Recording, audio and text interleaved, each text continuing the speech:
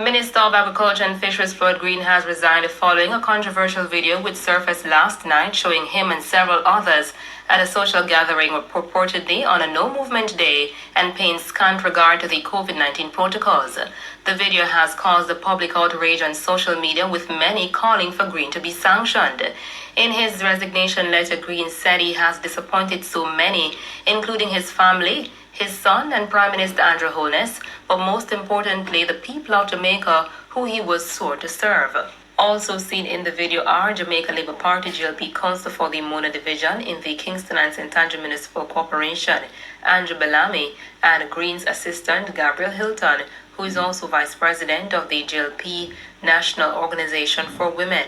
In the video, Green and others are seen sharing a toast to No Movement Day while gathered at a table. All the attendees appear maskless, with the exception of an unidentified female who is seen wearing a mask on her chin. It is alleged that the gathering was at a hotel in St. Andrew on Tuesday in celebration of Hilton's birthday.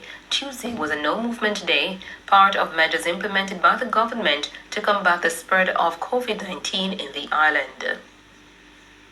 In the meantime, Prime Minister Andrew Holness is expected to address the coronavirus COVID-19 control measures in a statement in Parliament this afternoon. Holness is to inform the nation on either an extension or relaxation of the COVID-19 measures as the House of Representatives resumes its sittings after the summer break. Agriculture and Fisheries Minister Floyd Green was one of the 3 cabinet ministers slated to make ministerial statements this afternoon.